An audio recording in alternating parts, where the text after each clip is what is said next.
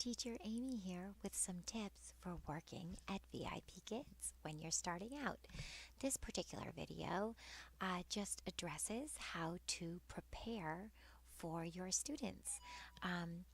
This is just a really quick video on how I go about preparing for each class. When the class is booked and I look in my classrooms tab, I always go to the student information. It is really important that you look at the student information for several reasons. The first is that the ages of kids do not necessarily correspond with the level. You may have, you'll be surprised to find, some very young children in your level 5 classes. If this is the case, you will want to customize your award system for a younger child. Just because they may be more fluent in English does not mean that they are more mature. In fact, they may have an English parent or a fluently English speaking parent that has already taught them how to speak, which is why they may be at level 5. They might be really smart, they might be great readers, but they might be 9 years old, they might be 10 years old. And some of your lower level students, the same way, might be 13-year-olds. They might be in level 3, and they may have been misplaced in level 3 and have been skating through and actually should be in higher levels. But these children may not appreciate baby type rewards. And, in your typical teenage attitude, if you happen to have any teenagers or children or are familiar with teenagers, they certainly will not be shy about expressing their annoyance at you for treating them like babies.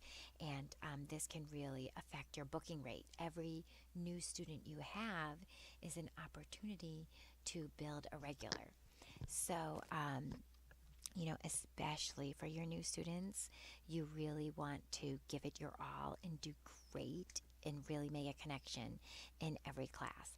So, by looking at their birthday, if the birthday is correct, in the student information, you can tell, how old they're going to be, and you can customize the reward and as well your demeanor in class for that class. Also, you want to look at the tips from other teachers to scout out for some potential behavior problems that you might be thrown into or that you can deal with. You can prepare yourself to deal with ahead of time. It may also tell you that a certain student gets distracted a lot, likes to show you items from around their house, just so you can be prepared on how fast to go in the lesson. Or if a student happens to be a very quick student, you can tell this through the previous teacher comments, and you can prepare something for the end of class if you have leftover time, like draw an animal, draw a cartoon, draw your family. Just come up with some things that you might use every time if you have extra time at the end of class. I use Hangman sometimes, the game Hangman. It's educational and the kids like it and it fills the time and it is relevant. It can be relevant to any lesson. So it's really important that you know your student before entering into the classroom. I think you will find this very helpful in getting good parent feedback and in having the student actually like you. And I always suggest trying to use a little bit of humor. Maybe start out, don't go all out for the first class in case you have a more serious type student. But always try to inject a little bit of humor in because these kids are really overworked. And bottom line, they're kids. They're like every other kid. They're usually very nice, very cute, and from what I have found, most of the parents are very nice as well. So, just a couple tips on how to prepare for your class. Um, Make sure you look at the level of the class. I and make sure you check into every student because a lot of the students have the same names. So you might be going in to teach Mike that you're thinking a regular, and it might be a completely different Mike. So also you might want to check to see how many classes they have already had with VIP Kids, which is also found in the information. Both on the app, you can access student information, and on the PC version.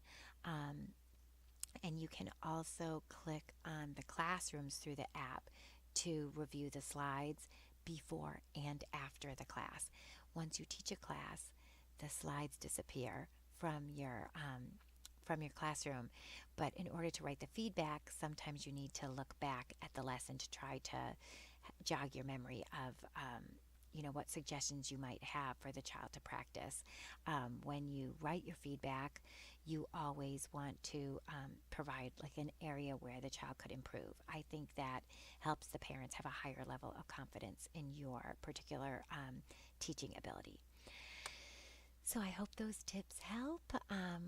Again, look at the level of the class. Level one's very basic. Not everybody gets to teach level one. Level two, expect, a pretty young child, very basic, easy lessons to prepare for, very easy, not a lot of props. Level three, I find the hardest. I find you need the most props for level three. And they're hard lessons. They're lessons that I feel I really need to look at ahead of to prepare for how I'm going to teach some of those slides.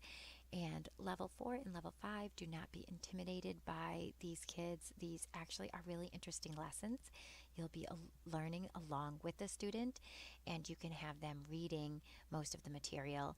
And you can just inject some extension into that, but it's really not difficult once you meet these kids.